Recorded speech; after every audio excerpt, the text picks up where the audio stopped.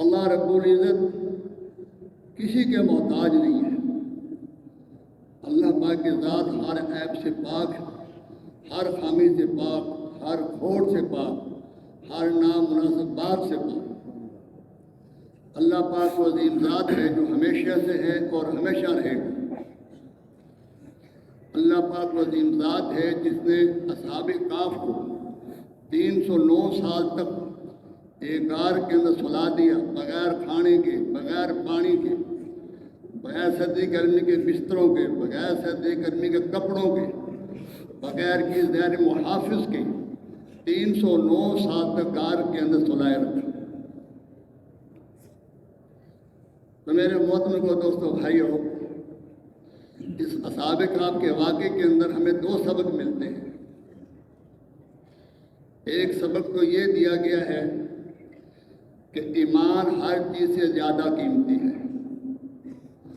اپنے ایمان کو بچانے کے لیے گھر بار چھوڑنا پڑے چھوڑ دو، ماں باپ چھوڑنے پڑے چھوڑ دو، بیوی بچے چھوڑنے پڑے، برادری چھوڑنی پڑے، حکومت چھوڑنی پڑے، بھیڑ بکریاں رہبر جنگل میں چھوڑ کے جانا پڑے چھوڑ دو، لیکن اپنے ایمان کو دنیا کی کسی چیز پر قربان نہیں ہونے دینا۔ اصحاب کہف نے یہی کر کے دکھایا۔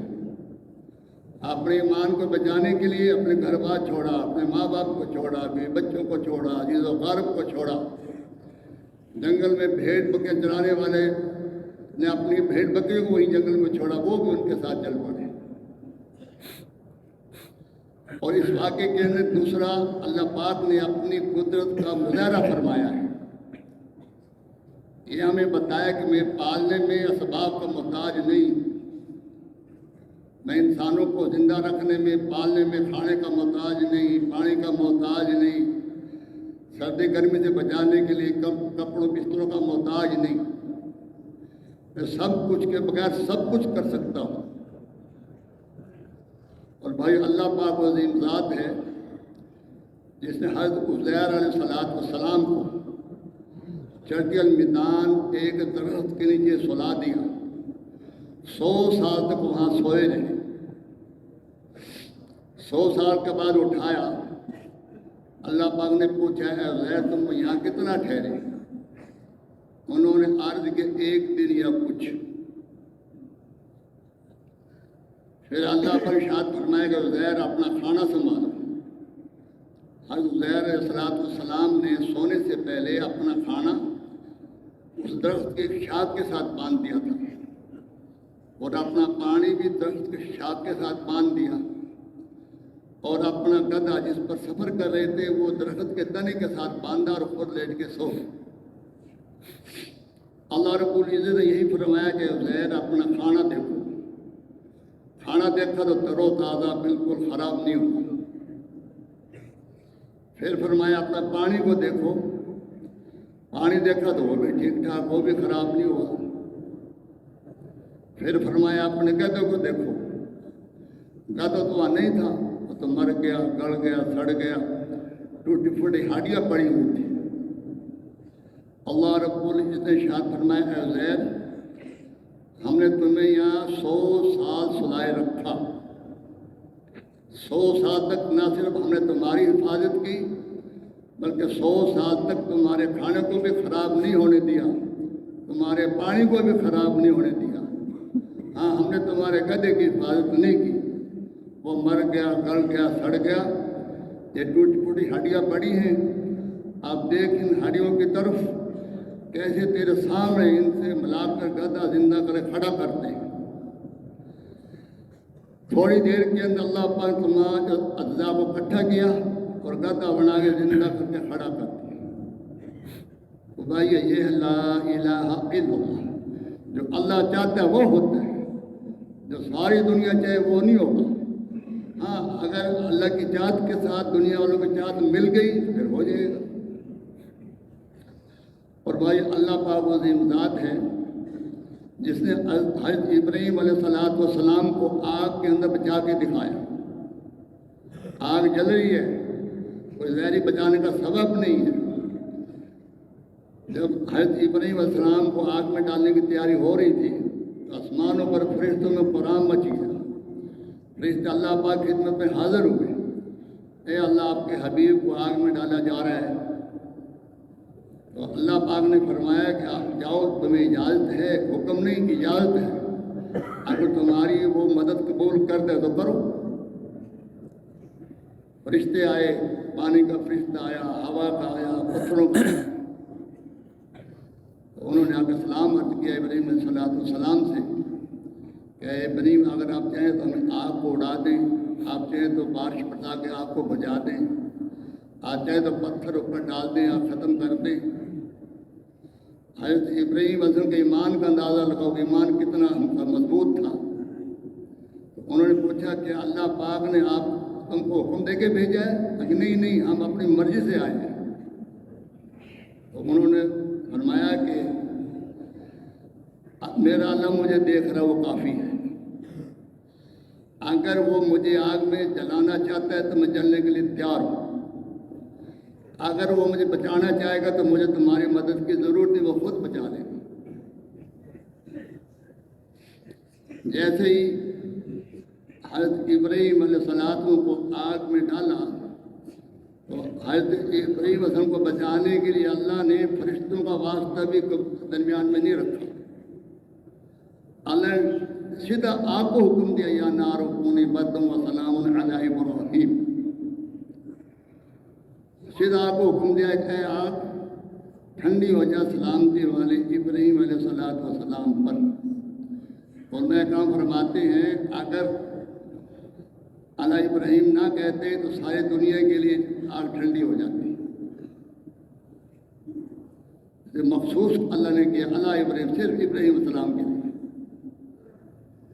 تو میرے محترم دوستو بھائی، اللہ پاک وہ ذات ہے جس نے حضرت اسماعیل علیہ السلام کو تیز دھار چھری اور چلانے والے کی طاقت 4000 پہلوانوں کے قدر، ایک پیغمبر علیہ السلام کے اندر 4000 پہلوانوں کی طاقت ہوتی ہے۔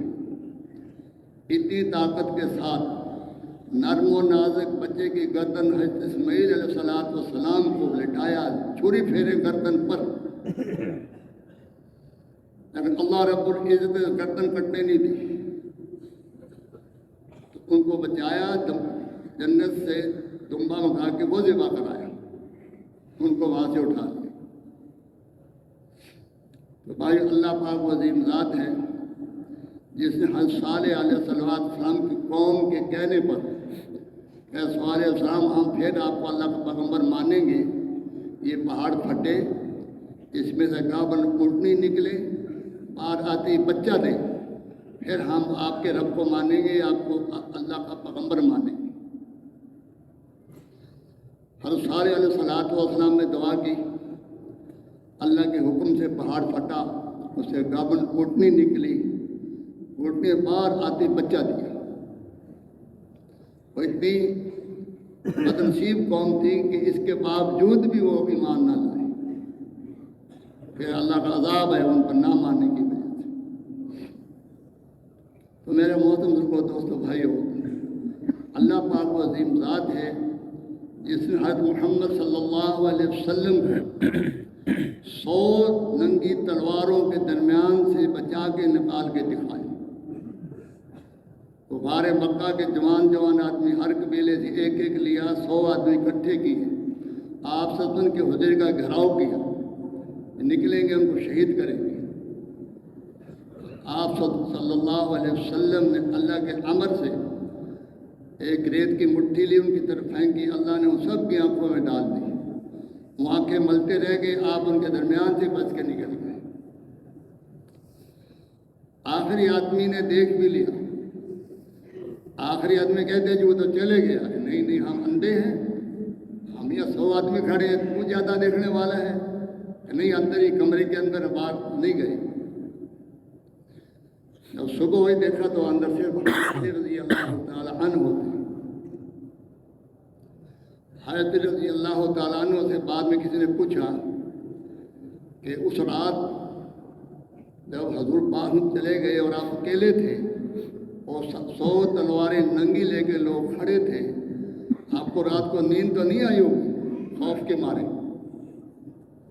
حضرت علی رضی اللہ تعالیٰ عنہ نے فرمایا جتنی مجھے نیند اس رات آئی اتنی کبھی آئی نہیں تھی.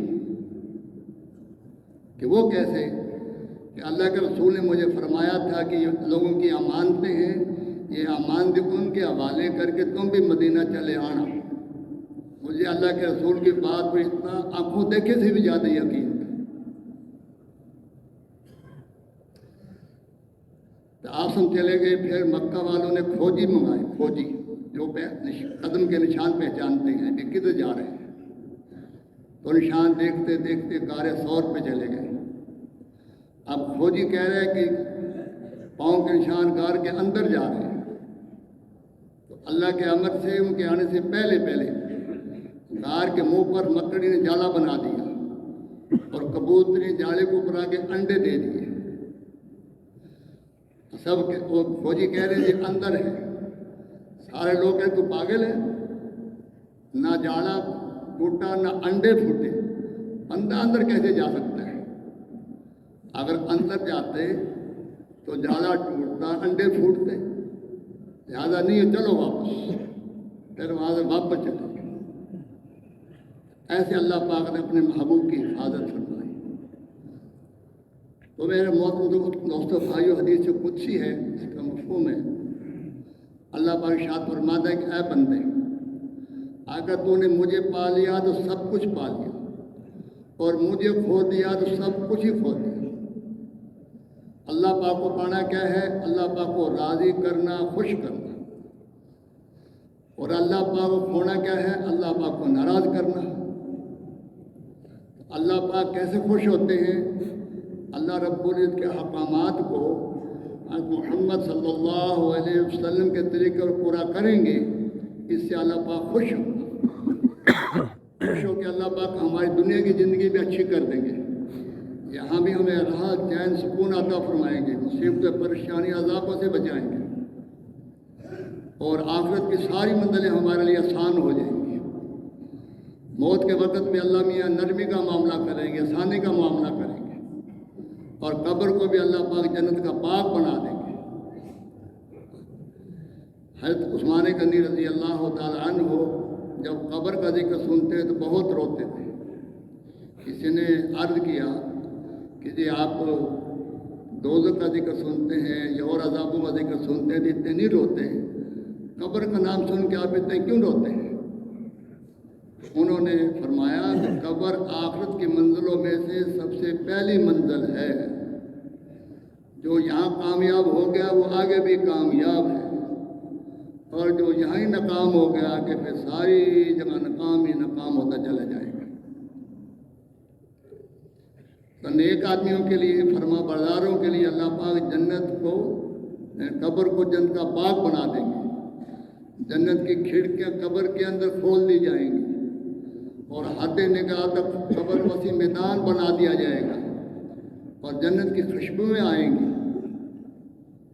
اور قبر کے اندر روشنی روشنی ہوگی. اور میدان معاشر میں جو پہلا دن 50,000 سال کا ہے، اور سارے مرد عورتوں انسانوں جنات کو اکٹھا کیا جائے گا، اور ہر آدمی اپنے اعمال کے بقدر میدان معاشر میں پہنچے گا. بعض خوش نصیب تو بجلی کی رفتار سے، بعض ہوا کی رفتار سے، بعض گھوڑوں کی رفتار سے، بعض پیدل.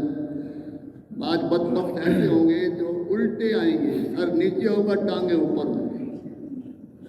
اور بعض بدبخت ایسے ہوں گے جو پیٹ کے بل کیڑوں کی طرح رینگتے ہوئے آئیں گے. بعض گھٹنوں کے، بچوں کے جب بچے چلتے ہیں گھٹنے سے گھٹنوں کے بل آئیں گے. نیک آدمیوں کے لیے وہ دن ایسا ہو جائے گا جیسے فجر کی تو سنتے پڑھتے ہیں. نیک آدمیوں کو 50,000 سال کا دن ایسا محسوس ہوگا جیسے فجر کی دو سنتے پڑھ لیں. اور گناہ گاروں کے لیے وہ دن 50,000 سال کا. اللہ پاک وہاں فردن ہر مرد کو، ہر عورت کو، ایک ایک کو بلائیں گے. وہاں اللہ پاک کی عدالت لگے گی. اللہ پاک اپنی عدالت کے اندر ایک مرد کو بلائیں گے، ہر ایک سے 4 سوال کیے جائیں گے. پہلا سوال پوچھیں گے بتاؤ کہ جوانی کا وقت کن کاموں میں گزار کے آئے ہو؟ جوانی کا وقت کن کاموں میں گزار کے آئے ہو؟ دوسرا سوال اللہ پاک پوچھیں گے بتاؤ پوری عمر کن کاموں میں گزاری ہے؟ اور تیسرا سوال اللہ پاک پوچھیں گے بتاؤ مال دولت کیسے کمایا اور اس کو کہاں کہاں خرچ کر کے آیا؟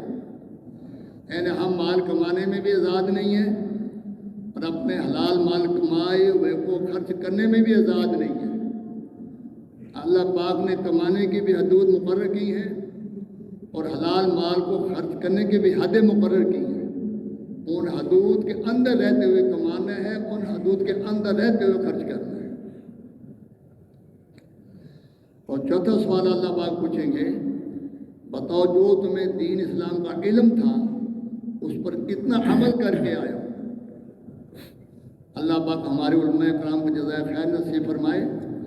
علم کی حد تک دین پہنچا دیا ہے، علم کی حد تک دین پہنچا دیا۔ کوئی آدمی یہ نہیں کہہ سکتا جی مجھے 5 وقت کی نماز کے بارے میں پتہ نہیں تھا، علم نہیں تھا۔ ہر ایک کو پتہ ہے 5 وقت کی نماز مرد ہو تو فرض ہے۔ کوئی آدمی یہ نہیں کہہ سکتا جی مجھ پر رمضان شریف کے روزوں کے بارے میں پتہ نہیں تھا۔ کوئی مال والا یہ نہیں کہتا جی مجھے زکوٰۃ کے بارے میں پتہ نہیں تھا، جی مال پر زکوٰۃ ہے اور فصل پر عشر ہے۔ اور کوئی آدمی مالدار یہ نہیں کہہ سکتا جی مجھے حج کے بارے میں پتہ نہیں تھا۔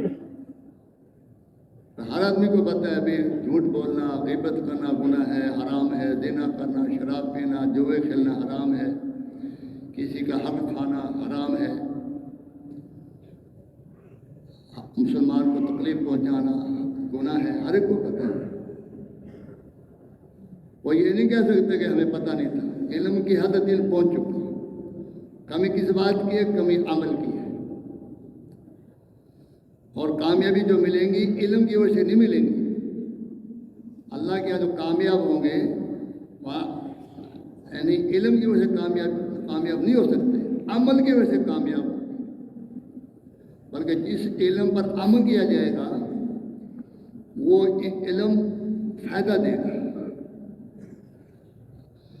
اور جس علم پر عمل نہیں کیا جائے گا وہ علم میں آدمی بھول جائے گا۔ تو میرے محترم دوستوں بھائیوں، یہ دنیا کی زندگی ہم گزاریں بڑی قیمتی ہے، اور یہ اللہ پاک ایک ہی دفعہ دی دوبارہ نہیں ملے گی۔ موت کے بعد آدمی 100,000 مرتبہ منتیں خوشامدیں کرے اللہ پاک کی، اللہ پاک 1 سیکنڈ کے لیے بھی دنیا میں دوبارہ نہیں بھیجے گا۔ موت کے بعد تو کفار بھی کہیں گے ربنا ابصرنا واسمعنا فارجعنا نعمل صالحا انا موقنون۔ کفار بھی کہیں گے اے اللہ، اے ہمارے رب، ہم نے دیکھ لیا کہ سامنے دوزخ کی آگ ہوگی، اس کے شعلے بلند ہو رہے ہوں گے، وہاں لوگ آگ میں جل رہے ہوں گے، چیخ و پکار مچی ہوگی۔ اب کفار بھی کہیں گے اللہ ہم نے دیکھ لیا، سن لیا، اب سمجھ میں بات آئی ہے، ہمیں دنیا میں بھیج دو، ہم نیک اعمال کر کے آئیں گے۔ لیکن بھائیو، موت کے بعد اللہ پاک کسی کو 1 سیکنڈ کی مہلت بھی نہیں دے گی۔ یہ دنیا کی زندگی پہلا اور آخری موقع ہے، دنیا کی زندگی پہلا اور آخری موقع ہے۔ اسی لیے نبی کریم صلی اللہ علیہ وسلم کے ارشاد مبارک اس کا مفہوم ہے کہ عقل مند سمجھدار انسان وہ ہے جو اپنی موت کو یاد رکھے اور موت کے آنے سے پہلے موت کی تیاری کر لے۔ تیاری کیا ہے؟ اپنا ایمان بڑے سے بڑھیا بنانا، اپنی عبادات اچھی سے اچھی بنانا، اپنے اخلاق اچھے سے اچھے بنانا، اپنے معاملات اچھے سے اچھے، اپنی معاشرت اچھی سے اچھی بنانا، یہ تیاری ہے۔ تو بڑھیا کون سے ہیں؟ وہ حضور پاک صلی اللہ علیہ وسلم و صحابہ ہمارے نمونہ ہیں۔ آج کا کوئی آدمی نمونہ نہیں ہو سکتا۔ نمونہ وہی ہے جس کو اللہ پاک نے فرمایا اور اللہ کے رسول نے فرمایا۔ اللہ رب العزت نے آپ صلی اللہ علیہ وسلم کے بارے میں فرمایا، جس کا مفہوم تکریمہ کا لقد کان لکم فی رسول اللہ اسوۃ حسنہ۔ حضور اقدس صلی اللہ علیہ وسلم کی زندگی تمہارے لیے نمونہ ہے، بہترین۔ وہ صحابہ کے بارے میں حضور اکرم صلی اللہ علیہ وسلم ارشاد فرماتے ہیں، اس کا مفہوم ہے کہ میرے صحابہ آسمان کے ستاروں کی مانند ہیں، تم ان میں سے جس کے بھی نقش قدم پر چلو گے کامیابی کو پہنچ جاؤ گے۔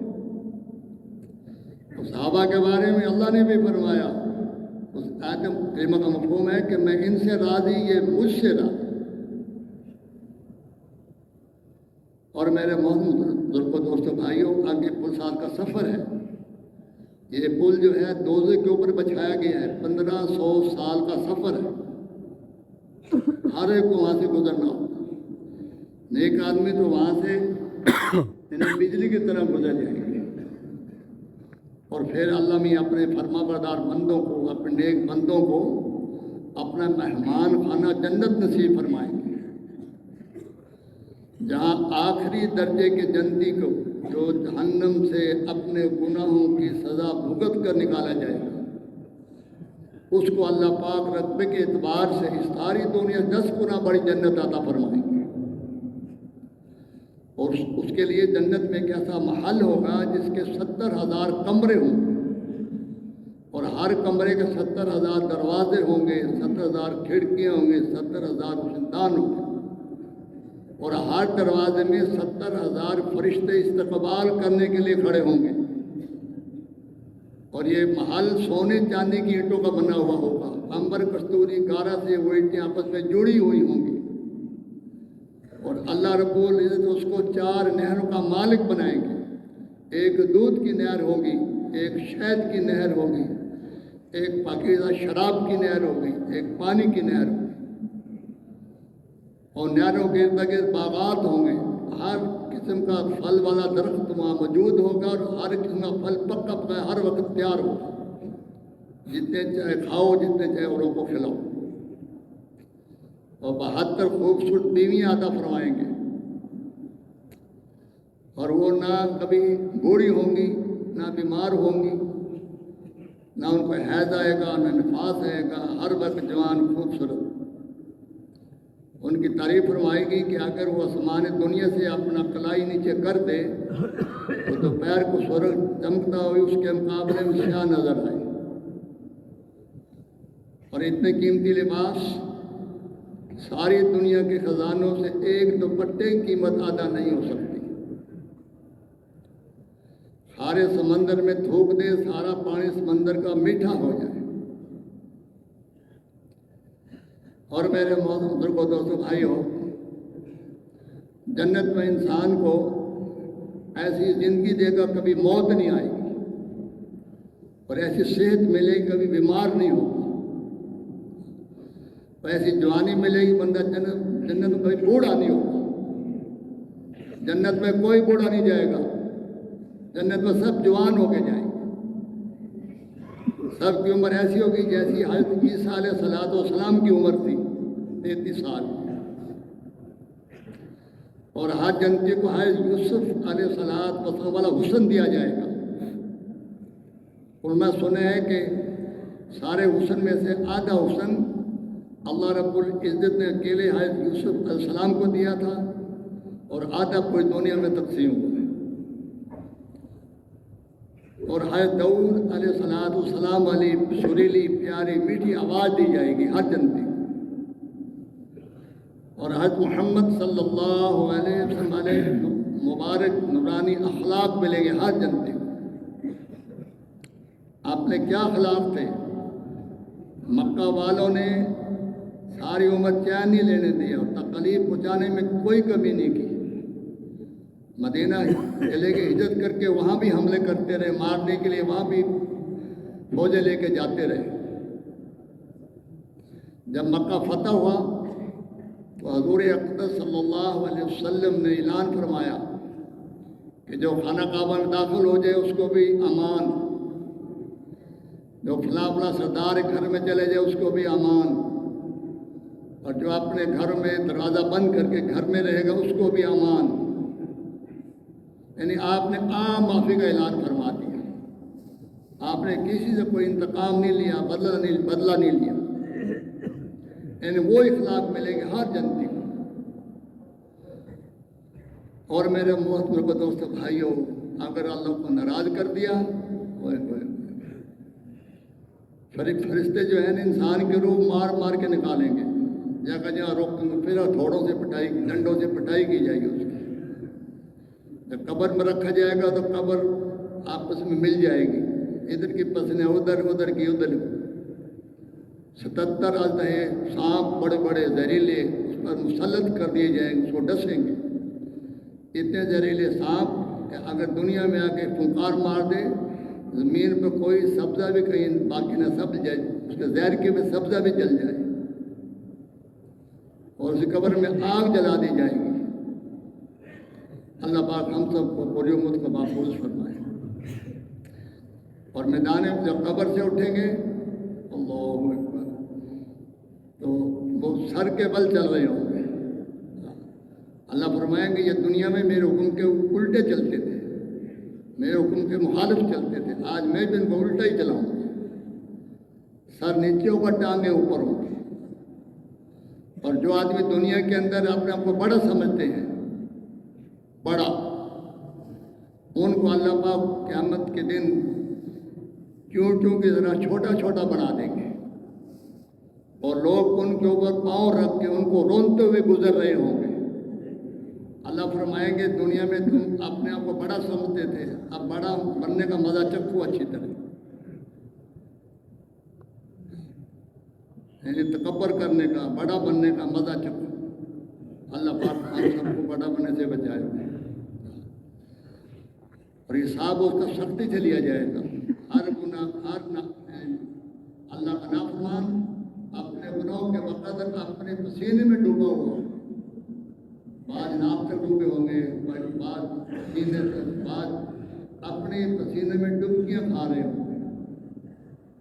سورے پر سورج ہوگا، زمین تب کے چاندی تانبے کی ہو جائے گی، نفس نفس لوگ پکار رہے ہوں گے، کیونکہ وہ پکار مرتی ہوں۔ اللہ پاک ہم سب کو محفوظ کرے۔ اور کچھ رات میں جب جائیں گے نافرمان وہیں کٹ کر کے دوزخ میں گرتے چلے جائیں، آگ میں جلتے رہیں۔ اللہ پاک ہم سب کو محفوظ کرے۔ اور بھائی دوسرے نمبر پہ یہ بات سمجھانی ہے، یہ دنیا جس میں آج ہم سب رہ رہے ہیں، اس کو اللہ پاک نے مٹی سے بنایا ہے، اور ایک نہیں ساری دنیا مٹی ہو جائے، ساری مٹی ہو جائے، اور بڑی بڑی منزلیں جیسے ابھی میں ذکر کیا ہمارے سامنے آنے والی ہیں، موت ہے، قبر ہے، سکرات ہے، میدان معاشر ہے۔ اور تیسرے نمبر پر یہ بات سمجھانی ہے اپنے آپ کو، ساری دنیا کو، ہمارے دنیا اور آخرت کے تمام مسائل کا حل، مال، ملک، چیزیں، عہدے، ڈگریاں، صدارت، وزارت، روپیہ، پیسہ، زمین جائیداد، سونا چاندی، کارخانے، فیکٹریوں میں نہیں رکھا اللہ پاک نے۔ ہمارے دنیا اور آخرت تمام مسائل کا حل اعمال میں رکھا ہے۔ اعمال کیا ہے؟ اللہ رب العزت کے احکامات کو محمد صلی اللہ علیہ وسلم کے طریقے سے پورا کرنے میں ہمارے دنیا اور آخرت تمام مسائل کا حل ہے۔ عزتیں دے گا، چین سکون دے گا، مصیبتوں سے، پریشانیوں سے، عذابوں سے، فتنوں سے حفاظت فرمائے۔ اور جو انسان اس دین اسلام پر عمل کرنے میں جتنی کمی کرے گا اتنا ہی اس کا دنیا اور آخرت میں نقصان ہوگا۔ اس دین اسلام کی بنیاد ہے کلمہ طیبہ، لا الہ الا اللہ محمد رسول۔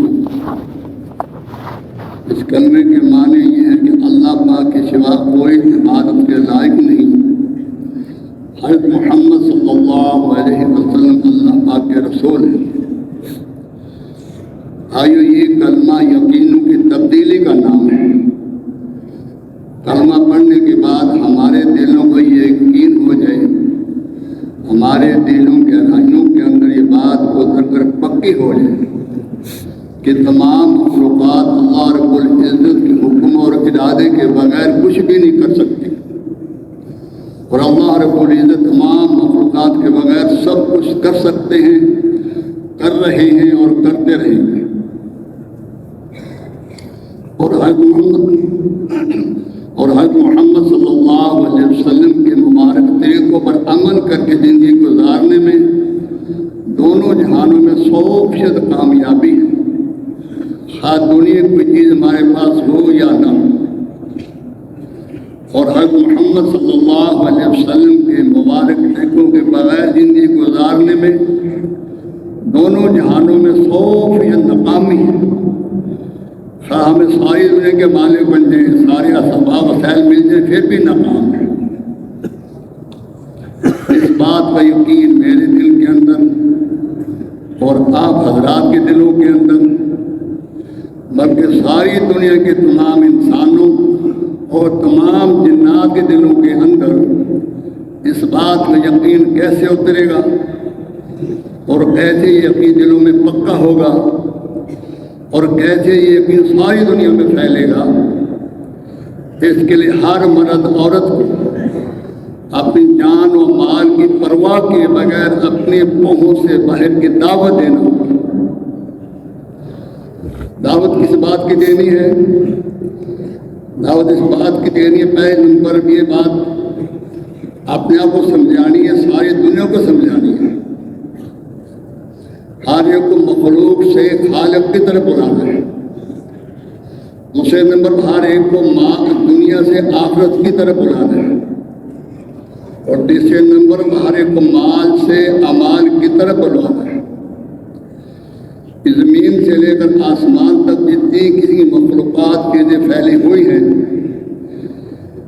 یا اس کے علاوہ جو کچھ بھی ہے جو ہمیں نظر آتی ہیں یا نظر نہیں آ رہی، ان تمام مخلوقات، ان تمام چیزوں کو اکیلے اللہ رب العزت نے اپنے حکم سے، اپنی قدرت سے بنایا اور پیدا فرمایا ہے۔